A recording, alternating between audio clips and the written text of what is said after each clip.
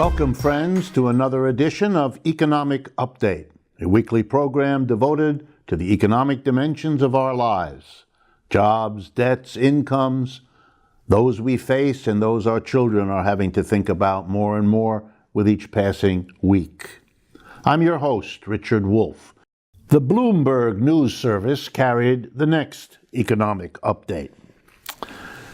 It points out, and of course this is hardly hot news, but then again, it's important when the Bloomberg service, which is the major provider of economic news to the business community in the United States and in many other parts of the world, when they write this, then it's kind of recognized. And here's their point. A story on the 20th of September.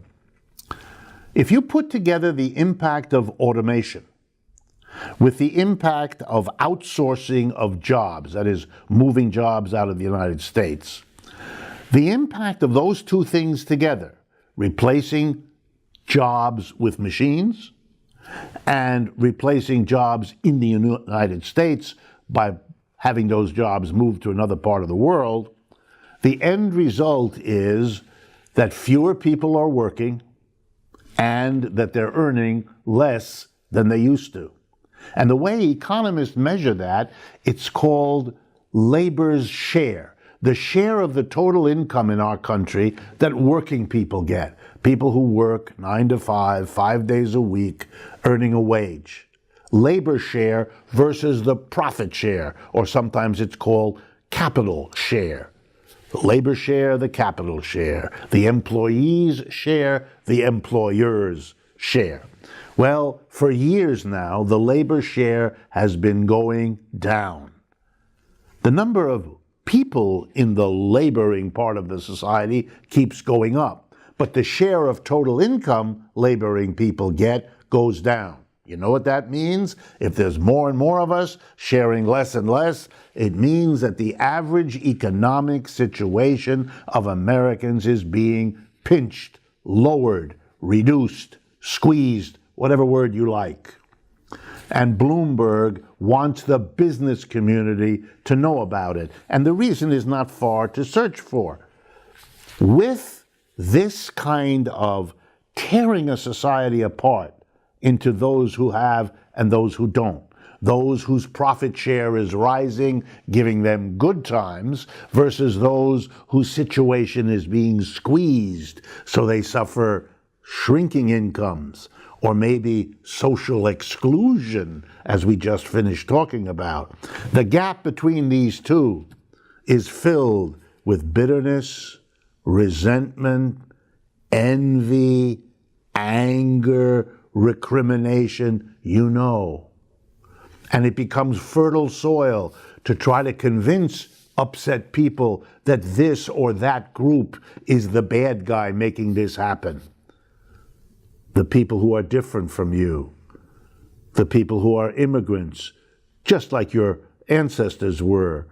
Those are the people you can now turn on to blame, but the reality is it's got nothing to do with immigrants or with African Americans or with any other of the convenient scapegoats of which we have had so many. It has to do with an economic system, and even Bloomberg understands. It's the profit-driven decision to replace a worker with a machine, or the profit-driven decision to move a job out of the United States and give it to someone at a fraction of the wage in China or India or Brazil. It's a system driven by profit, the famous bottom line that dictates what happens, that is at the core of the inequality tearing the society apart. And Bloomberg lets its people know, because even Bloomberg is scared of where this division in the society is going, how far it will be allowed to go, and what the social consequences will be. And are there alternatives? Of course there are. A society that wanted to would not allow automation to happen in such a way that the worker suffers and the employer gets the benefit. Why not? Because there's no reason to do that in the first place, and secondly, the inequality that follows is a good reason not to do it. And to remind you, as we have done on this program, how could you manage this? The answer is so easy, it's a little awkward to have to repeat it. When a machine can make half the number of workers produce the same output compared to what before took all of the workers, we know what happens. The capitalist who buys the more efficient machine fires half the workers, because the remaining half, with the new machine, can produce as much as all of them produced before. Everything else is the same. But our employer has a wonderful situation. He has half the wage bill he used to have. The money that he used to give to half the workers, the ones he fired, he can now keep for himself. And that shows up as much higher profits. What's the alternative? Simple. You don't fire half the workers. You put all the workers on half-time. Gets you exactly the same result. The capitalist can continue paying them all, earning whatever profit he earned before.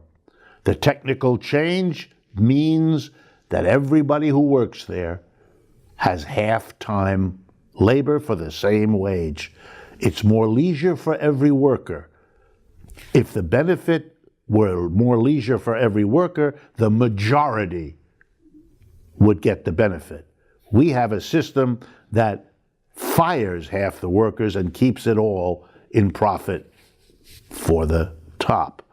That's why we have a splitting society, and if we don't deal with that situation, it will continue.